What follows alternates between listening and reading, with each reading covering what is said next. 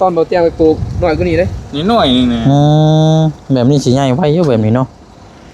ที่ว่าเอาบ่เอาถุงดำมองนี่คือในกบ่เตียงกันกิโลกันแมงกิโลบ่แม่นกิโลมันกัดกุกมันเลยนะกันขาดปุดเลยนี่คือคนดังเลยนี่เห็นจะบ่ในคลิปน้องหนูเด้เราให้กอดลูกอันเด้ผัวเราถึกระเบิดเด้แม่ย้ำยังไรตลอดเลยเฮาดูแลปรับจักหน่อยเนาะแม่นก็ว่าปรับปรุงเฮ็ดแบบโอ้แบบ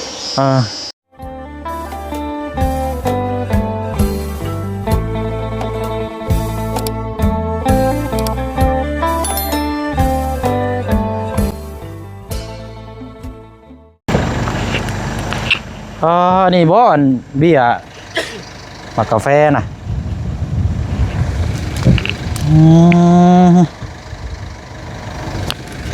ปีเดียว2 ปีก็ได้กินแล้วนี่เนาะได้ขายเลยแป๊บเดียวเนาะอันนี้บ่เบี้ยบ่นุ่งนี่แหละเบี้ยเอาพี่น้องเนาะสบายดีพี่น้องน้ำกันอีกเนาะพี่น้องเนาะที่เขาอยากมาเบิ่งมาส้มพี่น้องเอ้ยที่บ่เชียงได้แจ้งไปตั้งแต่ก่อนจะเข้ามาหาทางบ่นุ่งพุ่นแหละพี่น้องว่าอยากมาเบิ่งสวนกาแฟของทางบ่เตียงมาเห็นแล้วก็เบิ่งพี่น้องเอ้ยนู่นที่แม่นบ่เลยบ่นแม่นบ่เลยจ้ะจำฮอดสนามฟุตบอลพุ่นเนาะกำลังขึ้นเขียวใช่ตัวแรกเราปลูกนะนี่เด้แต่กิ่งแต่กาบอันนี้บ่โอ้เนาะไว้งามไว้เนาะทีปีหนึ่งอย่างนี้แหละอันนี้ในระยะประมาณเดือนปลาย2 เดือนป่ะ2 เดือนนี้โอ้ดีๆพี่น้องเนาะเป็นทางบ่เตียงก็มีหรือว่าเป็นแบบพักนั่นเนี่ยก็เพิ่นห้องพักชีพบ่หรือว่าสร้างพื้นฐานไว้มาจักน้ำกันอีกรอบนึงเนาะนี่แล้วบ่เสียงเลยโอ้ดูอันนี้เนาะเห็นแต่ในคลิปพี่น้องเอ้ยเอาเนาะบายดีน้ำกันอีกพี่น้องเอ้ยได้มาเลยสวนก็ได้อยู่บ่นี่ย่อยเนาะอันนี้บ้านสวนก็คักได้นี่บ้านสวนนี่ก็บ้านอันนี้ก็บ้านเนาะสวนได้บ้านสวนจะคนบุญ2 4 10อันนั้นเขาเจ้ามายังสาวบ่เตียงเสียหญ้าบ่นะนุ่มประมาณทุกที่นุ่มในรถอันนี้ประเภทเบี้ยนี่เนาะตัวนี้นี่แล้วสิไปปลูกต่อเนาะแต่ว่าตอนบ่เตี้ยไปปลูกหน่อยกว่านี้เด้นี่หน่อยนึงนะแบบนี้สิใหญ่ไว้อยู่แบบนี้เนาะหน่อยกว่านี้เนาะดินแดงได้ไปเนาะยางรอเบิ่งน้ำกัน2 เดือนพี่น้องกาแฟ2 เดือนตะกี้นั่นที่ว่าทำได้วะนี่ตอนที่ปลูกไม่สำนี่แหละบ่ได้ใหญ่ปานใดเนาะสำนี่แหละพี่เบี้ยมาปลูกแรกๆพี่น้องเนาะนี่มันนี่2 เดือนผ่านไปหามาเบิ่งบัดนี่พี่น้องนี่อันนี้2 เดือนได้2 เดือนทั้งลำทั้งใบเนาะคนละอย่างเลยแต่ปลูกแรกสำนี่บัดแทบทุกต้นนะประมาณนี้อันนี้ก็ถือว่าดูในความพึงพอใจแล้วสำโอเคแล้วสมบูรณ์แล้วพอได้ซะผู้เชี่ยวชาญคุณจริงบ่กล่องเชี่ยวชาญเนี่ยเฮาผู้เชี่ยวชาญไงเบิ่งน้ำตานี่ก็โอเคอยู่นะอันนี้บ่ตายแล้วนะบ่ตายคันบ่ถึกแนวไปทับแนวไปตัดใส่มันบ่ตายก็บ่ตายง่ายโอเคอยู่ยังโม่พอกยังโม่ให้กินพอกงูกระปุกน้ำเนาะกินแล้วก็ล้นวันว่าแล้วบ่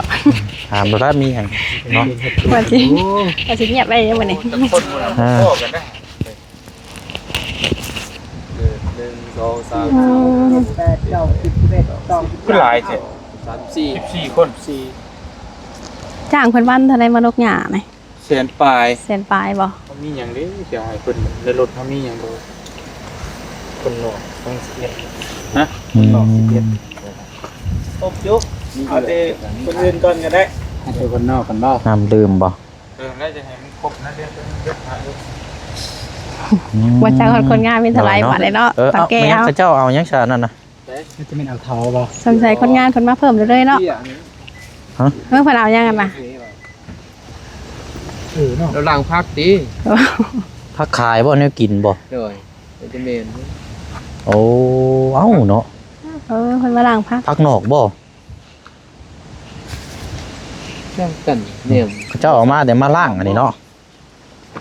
มาเริ่มเป็นเลย อ๋อเนาะเนื้อที่พี่น้อย แล้วมาปลูกตอนนั้นมากแล้ว เนาะ มาซอยจนไป อันนี้ทางน้ำอันนี้เนาะ โดยคุดเอาคุด ทางน้ำทะลักลงมานี่ มันหอมมาแต่เหือนเลยให้มันเชื่อนกันสิ นี่ก็มานั่นครับ ต้มร้อยเติมแล้วอันนี้ก็คู่คืนดินไทยดินไทยเลยนี่ดีแค่เท่ากันงามสองปีหนึ่งดีมากเลย เนาะมาอีกในรอบ1 ปีนี่ป้าบ่เอาได้นี่ ได้ นี่ไวดีโดเนาะ ไว้แล้วนี่6 เดือนนี่พวกประมาณ6 เดือนภูมิเลยเป็นภูมิเลย6 เดือนนี่เป็นภูมิ วันเลยอันนี้เสีย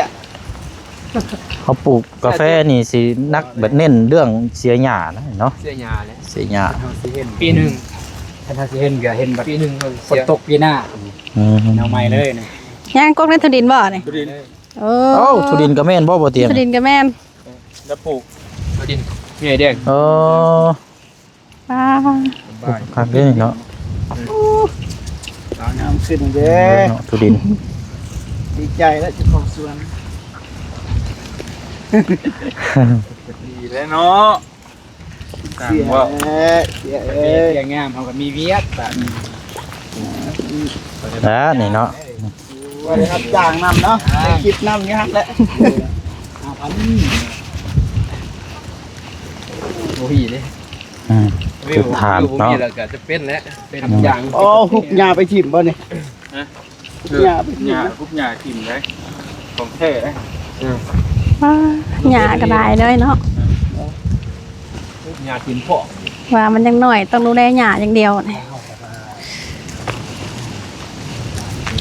อ๋อเนาะเพิ่นก็เสียคักเสียแน่แท้เนาะ มันบ่ตายนะเนาะ บ่ตายหรอก คือความหมายว่าฝนตกตลอดนะ แต่ว่าหญ้านี่แม่นแล้วเนาะ แม่ฝนตกติดเลย หญ้ามีเครือจังซี่มันจะตายยากได้หยัง ดินงามดิโดดินเนาะโอ้ นี่เป็นป่าได้บ่เทียงเงินเป็นป่าเป็นนองเป็นหยังแล้วค่อยรุดชมบัดกับมันง่าย บุกเบิกใหม่อีกเนาะ แม่ แต่พี่ตะบ่ให้แนะนำให้นี่นะ พ่อแม่น้องนิก โอ้ คล้ายๆว่าเพิ่นฮู้จักแต่เจ้าของแล้วแหละ ไปอยู่เวียงจันทน์นะเพิ่นแบบบ่มาเลยแหละนะ เลยจะขายไป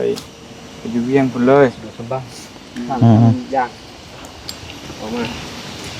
ห่วงพักดีเนาะ หมองทางเข้ามาก็สบายจัง ประมาณนั้น ครับผมโอ้ยสิได้มาเก็บหมากกาแฟนำเนาะ ออกมา สบายดีเด้อน้องเด้อ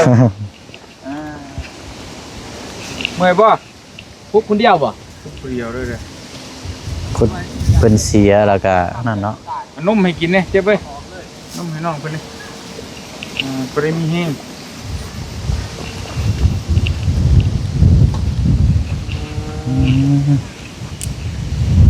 แถวเป็นแถวอยู่เนาะ พอจะดีได้นอนแก๊ดเลยคือเนี่ยเองทงนะขนมเองแก๊ด กะไว้ก็มันใหญ่พุ่น ยันเป็นรอนะจะรอดเดี๋ยวอย่างมันจะยังดี เอาออกลายคือบ่ดีสิ เบี้ยกำลังขึ้นก็มีเนาะเบี้ยกำลังขึ้นนี่ พอดีเลยจะรอ ต้องให้มีหน้อยหนึงบ่ ว่าไว้ตรงจังกุ๊ก จะรอมันก็มาเบียนสิเลย อืม อ๋อมันปลูกหยางแน่ได้ปลูกกาแฟมันงานตอนนี้ได้หยางตอน1 ปี อ๋อที่ว่าเอาบ่เอาถุงดำโมนี่คือได้กว่าบ่เตียง กันกิโล กันแมงจิรอบ่ แม่นมันกิโลมันกัดกุ๊กมันเลยนะ เออ กัดขาดปุดเลย ก็เลยเอาตัวนี้กันไว้ แต่ เนาะ ว่าให้มันใหญ่แล้วจังเอาออกมัน มันใหญ่แล้วก็วิดเด้อแต่มันยังน้อยนี่นี่ก็เซมน้ำมันเลยเด้อ มันสิกัดขาดเลยเนาะ ขาดเลย ลายเด้ไฟไต่ไฟบินมาแล้ว โอ้กิโลเนาะ ลาย โอ้เชื้อหยาวแล้วก็เห็นพักอยู่พี่น้องเนาะ นี่ ก็ถือว่าพัฒนาไปเติบอยู่เติบหนึงอืม เดิมใหญ่เลยเนาะ บ่ใส่โฟมเลยนี่ ผมว่าคันว่ากัน แต่ผมกำลังหมด เป็นโฮมไลน์ก็บ่ดีนะเวลามากไม่น้อย แต่ว่าคำบ่มีคำบ่ย่านหมองนี่ กลางแจ้งยังซีมากง่าย บ่ บ่ดีใส่เนาะ คิดปานใดนะ อย่าแต่มองลง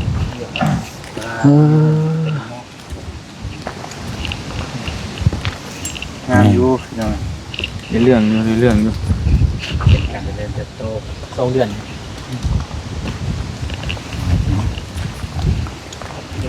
เจ้าเสียยาก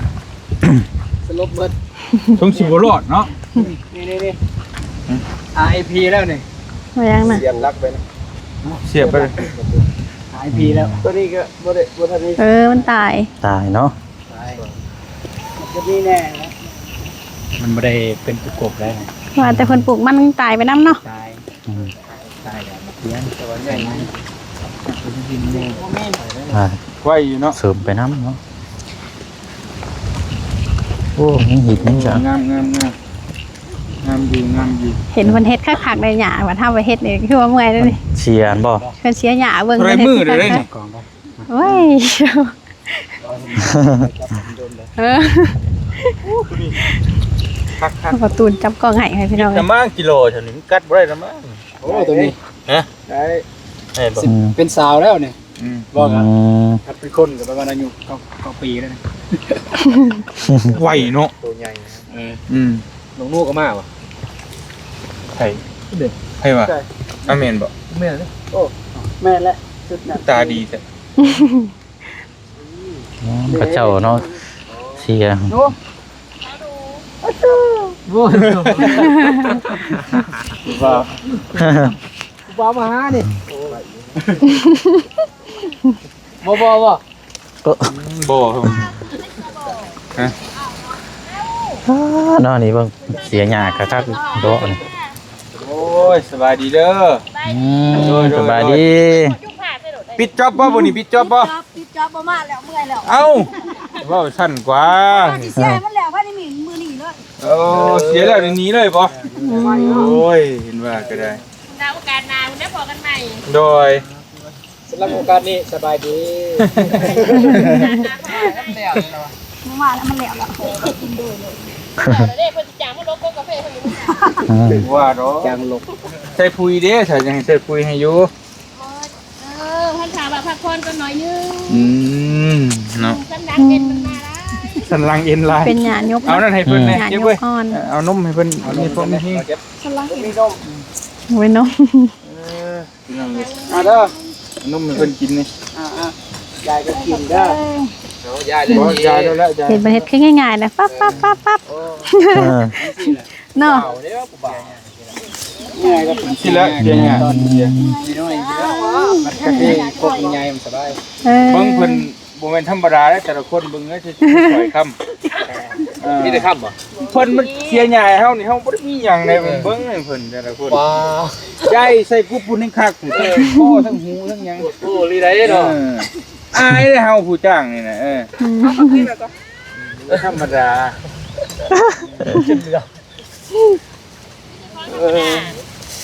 เลย ก็มันร้อนแล้ว เนาะ โอ้สีร้อนล่ะ ที่ร้อนแล้ว โอ้ยเผาไปเครื่องใหม่ด้วยเถิดเต็มที่เลยเนี่ยนี่สีร้อนล่ะว่าซั่น นอนไปแล้วจะมาขายได้ใช้เมื่อไหร่หรอไม่ได้ใช้อะไรเลย บ่พอเลยนี่คนละครึ่งเด้อ คนละครึ่งเลย ไปพอ ท่าน พุ่น คนละเครื่องแล้วผู้แบ่งได้แบ่งให้เด้อผู้ใหญ่ ไปย่าไปก็เลยเป็นเสียหญ้าเลย เฮาคิดว่าสิประมาณ10 คน กินก่อนบ่ แล้วแต่ เป็นหญ้ายบเลยเนาะหญ้ายบลายเนาะ บ่พอก็จังว่ากันมันบ่มี บ้านเป็นเครือเลยบ่ได้ได้นี่ ใจเด้อทำมันเยิน นนะลูกเด้อ โอ้ยยังก็ แต่จะตายยากๆเด้อ ตายยากๆ เยินมันเยิน คำอวยพรใหม่เลยให้ตายยากๆเอาอีกยังไฟอีกเลย กิโลกัด ชิโลดอยู่ชิโลกัน ดอกนี่เต็มไหม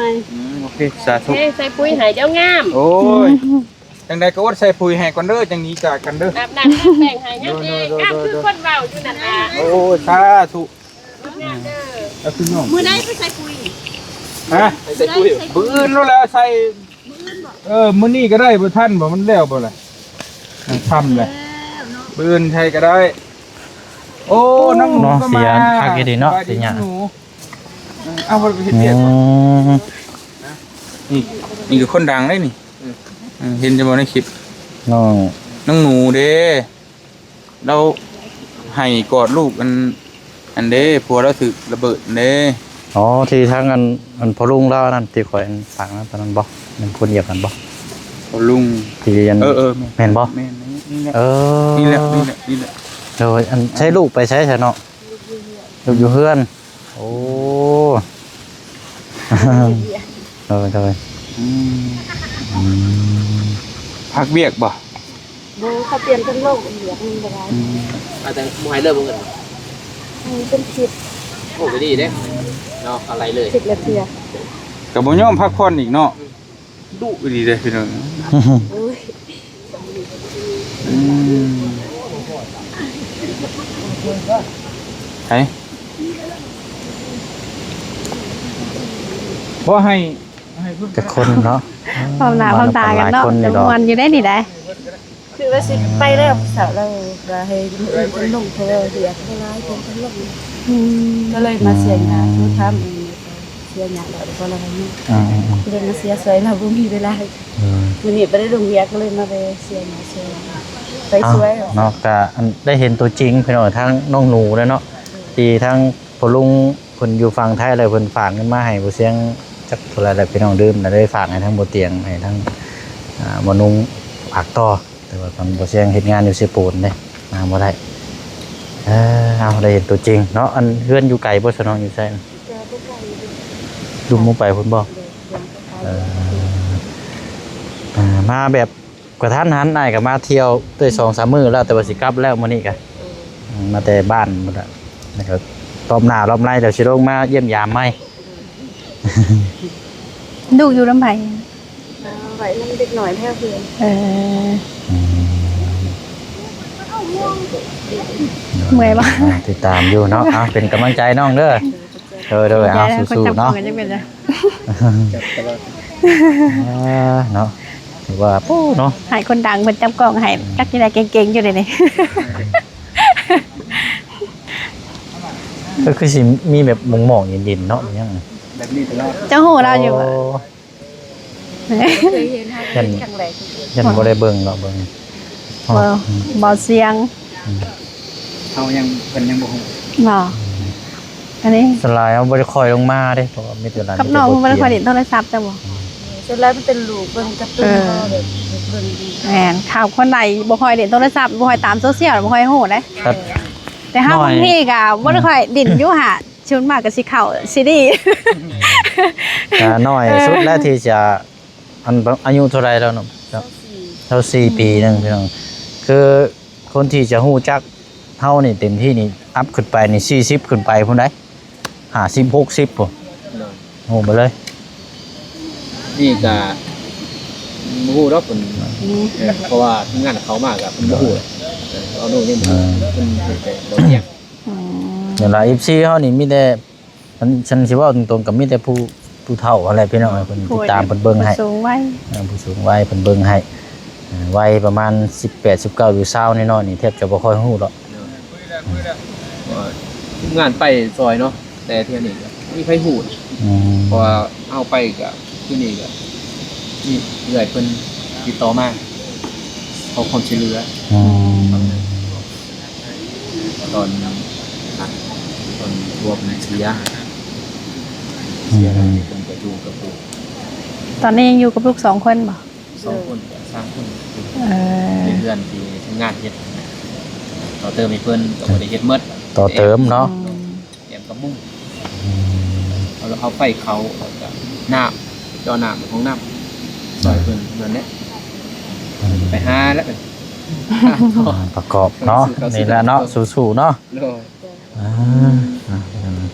ต่อแสงสว่างให้ก็โอ้เติมแน่เนาะ โดย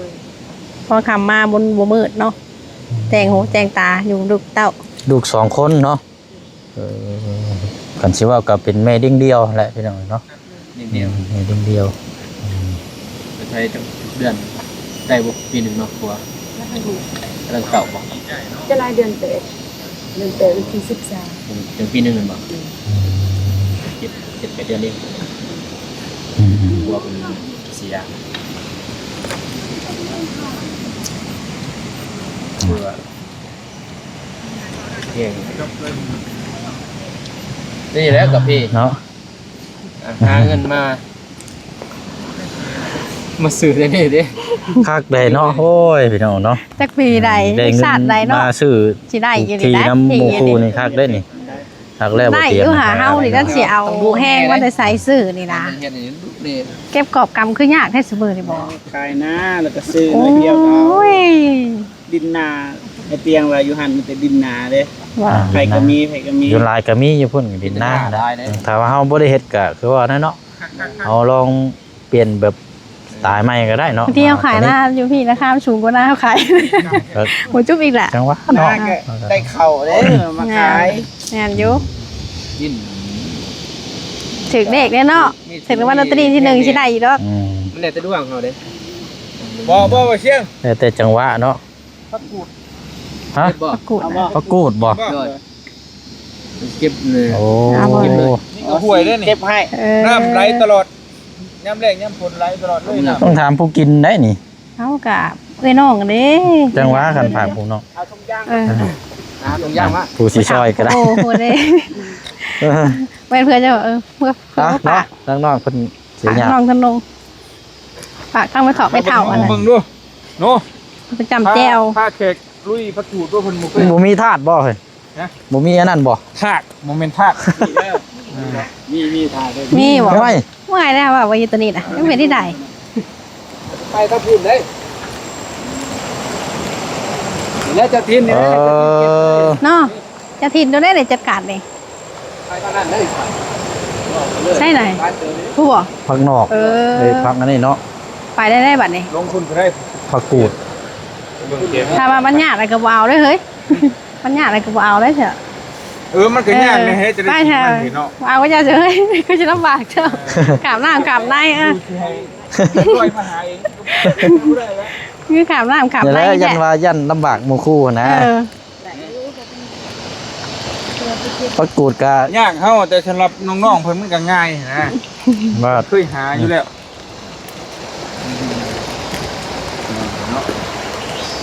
โอ้มีครบบ่เนาะผักกูดพังหยัง มาเล่นเนาะ แม่น โอ้พวกทุกอย่างนี่ดิ แล้วส่วนตัวเสียงเลย แล้ว อะไร ป่าน มัน นี้ แย่งนะลงมาล่าไต่มันแย่งนี่แหละ คักแล้วนี่แหละเหมาะเลยแหละนี่ มันแย่งเบิ่ง คักๆอันนี้ โอ้ ตัวมันงามเนาะ อืม แตกแล้วแตกมาค่อยมักตัวนี้คือน้ำนี่มันไหลตลอดเลยเลยแบบนี้น่ะ ไป ย่ำแรงย่ำหยังไหลตลอดเลย อ๋อ เออ เฮาดูแลปรับจักหน่อยเนาะ แม่นก็แบบปรับปรุงเฮ็ดแบบโอ้แบบ อ่า เฮ็ดดีช็อต เป็นรีสอร์ท บังกะโลนอน ตกแต่งจักหน่อยนี่คักได้นี่มันเป็นน้ำไหลตากแบบนี้นี่เย็นได้น้ำไปซี่นี่ กูต้องบอกถึงยังบ่มีเงินมีคำปลูกไปได้ทางนั้นได้ปลูก โอ้ยเนาะ ใบแท้ พูดได้นี่ได้สาว ชมว่าทินพันดีๆแล้ว งานเราใต้บ่ได้คิดน้อยคิดใหญ่เลย อื ทั้งพวกตัวพวก มไปสัตว์เนาะเราตัวเบิ่งน้ำกัน นี่พักนี่หาดิมาจากบ่พักยังกันเลย จากตะพวกนี่จ้ะ บ่ กินบ่ได้ พวกตะเว้นบ่ ตะวัน มันเป็นหลอกบ่ นี่มีดอกอยู่แต่ว่ากินไม่ได้ เออ เป็นหยังเนาะ อืม ที่ก็พวกบ่ได้เป็นกระเบิ่งเที่ยวแล้วคือว่าพักงาม ำตาเดี๋ยว อืม อ๋อ บ้านนั่นขึ้นร้ายปลาจนขึ้นสิ ฝนตกบ่ ปลากันก็อันนี้เขาไปจับ ถ้าเฮ็ดเอาโตงมาใส่ทุกสิได้แท้เนาะมันสิได้ปลาหลาย ลาย คือบ่ค่อยมียอดเนาะ อยู่วงใดพุ่นบ่ เด้นูเด้ ดูใช่เพิ่นเอาตะเกา เดี๋ยวนี้มีเยอะแต่เก่า สิอัน เอาเยอะกับ น้องเอาแต่นั้นได้ใส่ตูน เก็ดนี่แหละ อันที่ว่าทากเข้าในน่ะ นี่เด้นี่เด้ นี่เด็กดีกับแม่น นี่ก็มี คนกับแม่นแหละ งานอยู่ เออ ดังก็งานเขามี ยอดมันอยู่ดุมพุด ได้ นี่แหละเป็นน้องยินหวย โอ้นุ่งเนาะโอ้เฮ็ดเลย ธรรมชาติ ไหนเด้ ก็ได้น่ะสายจวด จ้ำแจ่วแซ่บอยู่แจ่วปูแจ่วปลาแม่น อืม ลวกแบบน้ำร้อนเองเอาลงข้าวเดียวเนาะขึ้นไปกรอบๆต้มเฮิงรายการจากเมื่อย เนาะเหยียบโคกระเพาะเราได้ เฮ้อ ตั้งไง เรากำลังเพิ่มใจอยู่ เหยียบตาย แห้งแล้วมาเยี่ยมยามลูก เออ คิดกันได้เด้นี่ เห็นได้จะเลาะมันเหยียบเลย ตะกี้น่ะเป็นน้องบ่เชียง อืม นี่น้องนะว่าหันเนาะน้องเนาะแล้วก็ทุ่มบัดโอ้มันลายเลยนะนี่น้องบ่เลยนั่น ผมลงในเขตไม่เนาะ ทุ่มลงน่ะทั้งรถแมคโคร บ่หลายเติบได้ถมเลยกันเนาะ ได้เบิด30ล้านพุ่นจ้ะมันสิมี2ก๊อกนะแมคโครมันก้นกุ้งใหม่แล้วก็ถมแล้วก็ตัวที่2เอารถแท็กเตอร์มันดุดดันลงมาตะกี้มันเอียงตัวนี้นะมันเห็นชั้นลิกอยู่นั่นน่ะก็ดุดลงมาถมแต่งได้ซ้ำนี่ แปลงใหม่เบิดเลย แม่รถแท็กเตอร์ก็เท่าไหร่วะ14ล้าน14บ่มีดื่ม ต้องเฮ็ดไปตามขั้นตอนแน่เนาะ เบิดลายนะลายเบิดลายเติบอยู่เพื่อสิได้ซ้ำนี่กันเพื่อสิเห็นจะจอกกระแจกกระซี่กันนุ่มง่าย เกิดสิใหญ่เนาะห้ามมาจ้างเสียเจาะเสียหญ้าอีกบาทนี่ ตั้งเสียนี่ก็มือละแสนปลายนี่คิดเบิ่งคนหนึงต่อค จั น กคนบ่ได้ติ บัดนี้3มื้อ4มื้อเลย เนาะมือละล้านเกือบ2ล้านเนาะอย่างเงี้ย สลายเติบ ใส่หยังอีก ใส่ปุ๋ยใส่หยังก็นั่นแหละก็เฮาก็มันได้เฮ็ดลงมือเฮ็ดได้ซะเฮ็ดแต่เฮาก็เฮ็ดให้มันเต็มที่นะ เป็นไง แต่ว่ามันก็สิได้กำไรอยู่หรอกเนาะบัตรมันใหญ่เลย บ่ทันได้ฮู้นะเพราะว่าจำชื่อเฮา หาไล่ จักว่า ไล่ ได้หรือบ่ได้เนาะ ห้ามเบิ่งสวนหมู่ว่าอยู่สิไล่อยู่เฮ้ย จังว่า ไล่อยู่มันออกดินออกบน นั่น นะ คือเขาใหญ่แล้วเด้เนี่ย อืม มันประมาณ20-30 ปีน้องเมฆว่าเกิดมาได้เห็นเลยนั่นโกโกเพ ตัวข้างหลังมันบ่ ใส่กลางนี่ใช้เวลาเดินมากก็ได้ลอยตามคือเป็นส่วน อ่า หลาย มันก็ ปี บ่ต่ำกว่า เนาะ 30 ปีแล้วน้องเมฆก็ชาวปลาย ว่าทนน่ะเนาะ 30 บาท อืม แต่ว่ากาแฟนี่ของข่อยนี่นะมันกาแฟน้อย มันสิบ่เป็นแบบนั้นนะมันสิประมาณท่วมหัวซะห้ากับตอน ม ประมาณแบบคล้ายๆเฮือนประตูนั่นแหละประมาณนั้นมันใหญ่มากกะนะประมาณนั้นแหละแต่ว่าก็ปีหน้าถ้าว่ามันสมบูรณ์มันบ่มีหยังผิดพลาดก็ปีหน้าก็สิซ้ำของน้องมิ ประมาณนั้นเนาะ แต่เฮาก็บ่เพื่อฮอดทุนบ่ฮู้ว่าหยังสิเกิดขึ้นเด้ มันก็สิใหญ่อยู่แต่ว่าเฮ้ย เดี๋ยวจังหว่า เขียวทุ่ม ก็ ๆ จะร กั อน ไป อยู่ ก่อนนะเด็กมันสิเป็นแนวใดเฮาก็บ่เคยปลูกเด้จ้ะ มีแต่คนเชี่ยวชาญปลูกกาแฟซ้ำอยู่นี่ก็ได้ไล่ดอก เสียวซะ เชี่ยวชาญแน่นอนดีกว่า เอาปุ๋ยยังใช่เนาะ จังหว่า ลองเก็บ โอ้เต็มที่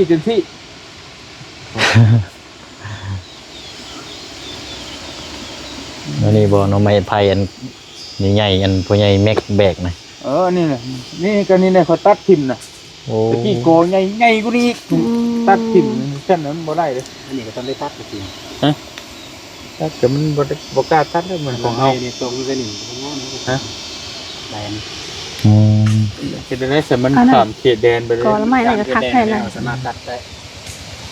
แต่ก็ได้อยู่สำบายมันเป็นหยังดอกปกมาเป็นปุยเลยให้มันเน่านี่แต่ว่าหากมันผุดตัวที่มันบ่งามน่ะ หากมันเลยมันเห็ดให้ดินหัดเด้มันจะดึงดูดนะครับ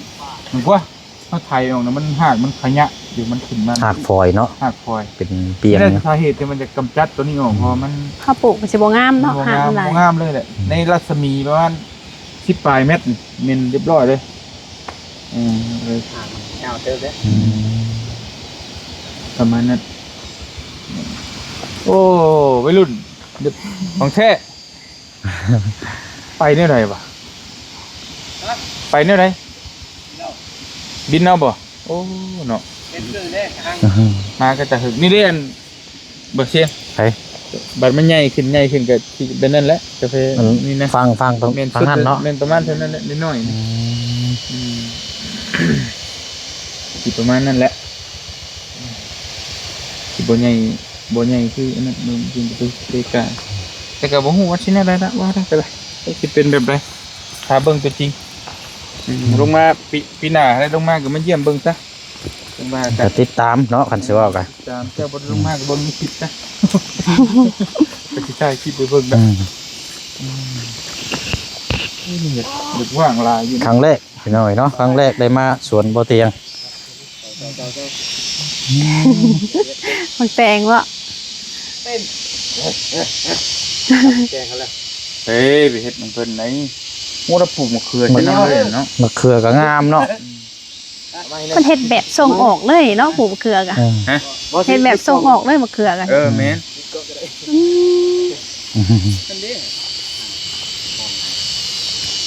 เนาะ แม่นบ่มันได้เขาวะแม่นเขาบ่เจ็บเหมือนเด้ เออ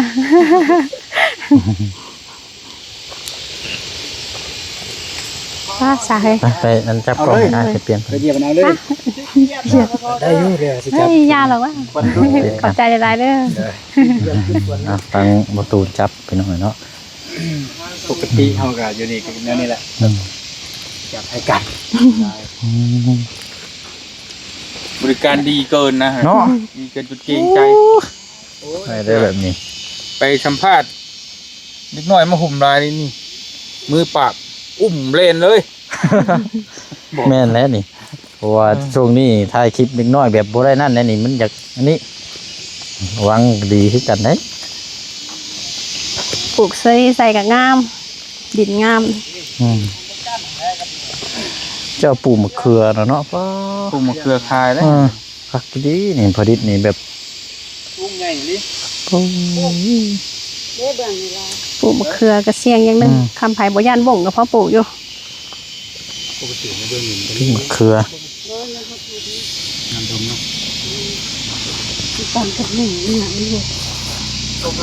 ทิศทางยางเนาะครับนะสบาย ดมบึ้มลงแล้วเนาะ มีทากบ่ เป็นห้องเนาะ โอ้บ่เจ็บไปอยู่ไกลบ่ตก หาปูหาปลานี่สบายนะนี่ เพิ่นหาให้ได้กินกัน มันคลองน้ำเนาะแบบนี้บ่แม่นคลองใหญ่นะ แต่ว่ามันก็ไหลตลอดนะคักๆเลยนะไหลตลอดยามแดงยามฝนก็ไหลตลอดคักอยู่ น้ำในนี่ใช้สบายเนาะบ่ต้องย่านว่ามันสีบกแห้ง มันเห็นมันยังกระดูดใส่เลยนะเฮียอยู่ กันเรียนอาจารย์ อันนั้นเพิ่งสร้างบ่ได้บ่มันมาตะกี้ บอกว่ามันมีเลยเด้ของเขาไปเลยนะบ่ได้เห็นหยัง อ มีแต่ต่อทั้งหน้าหน่อยนึงอันนี้เท่านั้นเดือนเก่าเพิ่นเบิดเลยนะ เป็นทั้งเฮือนทั้งหยังอะนะมีเฮือนมีหยังมีดินมีดอนครบถ้วน เด้อ คักแน่หน่อยเนาะดินกว้างคักซับ ลองเบิ่งมาเฮกตาร์ปลายนะดินจะลองเบิ่งช่วงทดลองนี่ได้แล้ว มันบ่รองได้นี่มันได้ดีได้นี่ สาธุได้อีก เนาะ ก็ได้ ได้ดีแล้วนี่นะ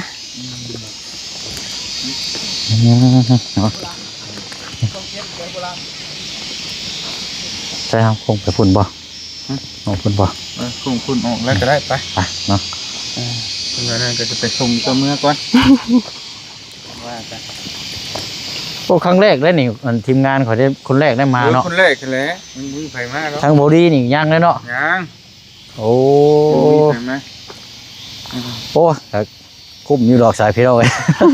มาถือว่าเห็นเบิดเลย เวลามือเดียวแล้วนี่ก็ว่ามีเวลาหลายมืออยู่ภาพเบิ่งเห็นลายกูนี่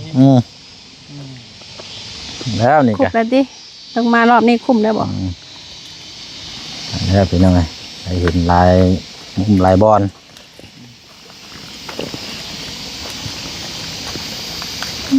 ยันแต่ว่าฝนตกมาแห้งยันมันเป็นเจินมาเบิดได้เนาะ แม่น น้ำไหล น้ำทะลักบ่ปกติน้ำ แต่ว่ามันดินอันนี้ดินข่อยไทยเด้อดินผมใหม่เด้แต่อาจจะมันเน่นๆพุ่นแหละโดนๆไปเน่น อันนี้ยังบวมอยู่เนาะ แม่ ยังดินบวมอยู่ เน่นไปก็ได้อยู่แต่อันนี้มันก็เน่นๆเป็นได นั่นพระเจ้าก็เสียหญ้าแล้วนี่เนาะ เน่นฮะก็เสียกัมพูเชียก็ฮุกไปนั่นน่ะเขียวๆน่ะ โอ้ ประมาณนั้นเราได้บ่เสียงนี้ ต้องคอยดูคอยเบิ่งหญ้าตลอดแท้ สำคัญตัวสกัด นี่ก็เสียไปน้ำปรุงไปน้ำเนาะ นี่ มันสินักช่วงเขาปลูกไม้นะเนาะปลูกหญ้า แม่นถ้ามันใหญ่ต้นมันใหญ่แบบใบมันแบบมุงติดกันแล้วก็สีบ่ปานใดแล้วเนี่ย อืม คือแบบนั่นแหละน่ะใหญ่แบบฟังน่ะบ่เกิดแล้วเนี่ยเยอยู่พี่น้องเนาะถือว่างามอยู่นะ แบบนี้แหละนี่ตัวมันบ่ขึ้นแต่มาปลูกอะไรมันก็ยังบ่ขึ้นเรื่องให้เพิ่นมาทำโต มันสิมีกกตัวสัตว์ในบ่สัตว์เนาะ ๆแม่ ขึ้นไว้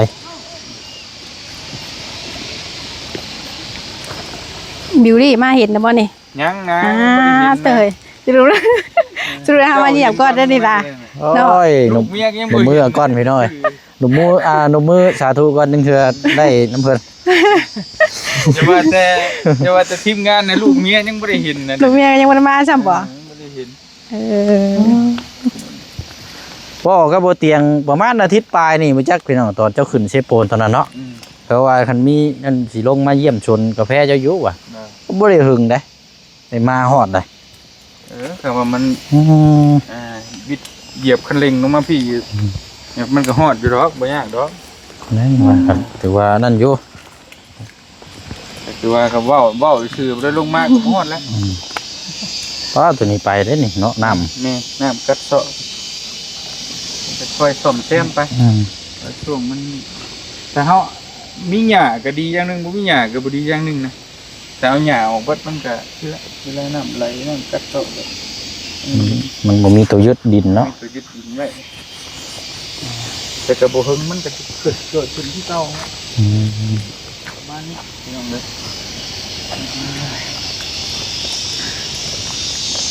ไป คักอยู่ทางก็เข้ามาง่ายหมดเลย คิดทางยาก สบาย อันแรกก็ยังว่ามันโอเคทุกอย่างนูก็ได้ตั้งชื่อไว้จะเบิ่งเลยแต่นั่นอยู่แบบนี้แล้วบ่เชียงกัมพูเชียมันนี่เบิ่ง กด รถ ดีดอนี่เนาะเป็นเปียงอยู่ยากเลย นี่รถได้มันเขาดำพอดีเด้ โอ้ยเนาะ ลายมีเก็บเบิดเลยแต่พอแล้วฉันลวกจำแก้ววันหนึ่งก็พอแล้วเอายังลายกินเพราะกินฮอดมัน เอาพอกินฮอดนี่แหละเนาะเนาะ แม่เฮาบอกว่าหญ้าของเฮาครับ จะเดี๋ยวรอก่อนแป๊บนึง เป็นได้เลย หือ มาเห็นสวนเราเตียงแบบ เป็นอะไร โอ้ยดีใจน้ำเนาะดีใจน้ำพี่น้อยดีใจน้ำกระแม่นนะครับ จะได้กันแม่ ฮะ ดีใจกันแม่อยากได้กันแม่ ดีใจกระแม่น หาเก็บเงินเอา เอายากยังอะไรก็เก็บเงินมาซื้อเอาเขาติดป้ายเต็มอยู่ เป็นคนจะขายดินดิ เบิร์ดมันมีกลุ่มอยู่น่ะกลุ่มใน Facebook กับกลุ่มขายดินแถวปากช่อง แต่ว่าเฮาก็เลือกเบิ่งหั่นแหละ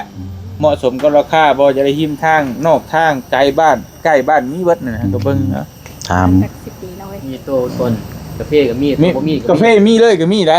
เธอแบบ ซื้อแล้วก็เก็บเลยก็มีทำห้องประตูนทำห้องน้องเมฆนี่ก็มี อ้าว แบบ เนาะ เจ้าขี้ข้านปลูกก็ซื้อเอาตัวนี้พวกกาแฟแล้วก็เก็บเลย ปีหนึ่ง2 ปีก็มี แม่น ตัว10 แต่ว่าข่อยว่ามันเห็นดินอยู่นี่มันมักอยู่นี่นะคือมันหนึ่งมาใกล้บ้านน้องเมฆเนี่ยกับนี่แหละเวลามากับที่คุณว่าเพื่อนน้องเมฆก็อยู่หันมาเยี่ยมอยู่นี่มันก็ใกล้เด้ ออกจากมาหันกับบ่ไกลเนาะ ตู้พอเพิ่นกับทั้งนี้แหละเอื้อยพี่อ้ายน้องเมฆกันน่ะมาช่วย 300แล้วก็มานี่ไกล เพื่อนน้องเมฆเพื่อนพวกเพื่อนเข้าอยู่นี่รัดเป็น ใช่ โค้งมาซื้อมานี่เนาะ โอ้ย มีทางลาด แหละ ใกล้ๆ300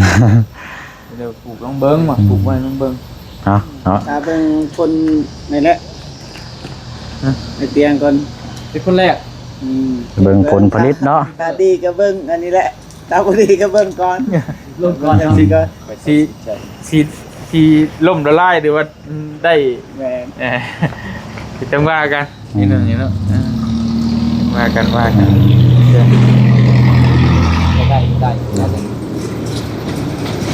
ตาย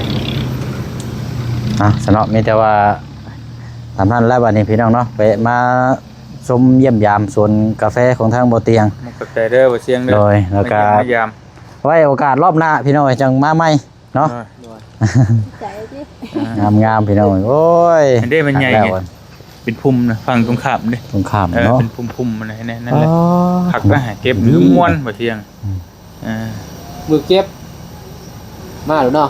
เก็บเอามาเบิ่งม้วนอยู่ตอน ผ้าเลาะดอกแถว เก็บแล้วก็ยกขึ้นอันหลังรถแล้วก็เข้าโรงงานน่ะผ่านมาเห็นบ่รับซื้อกาแฟบึดบ่อยากขายนั่นแหละขายที่ฮอดมื้อนั้น เลย ที่ฮอดมื้อนั้นเด้อบ่จ๊ะ อีก 2-3 ปี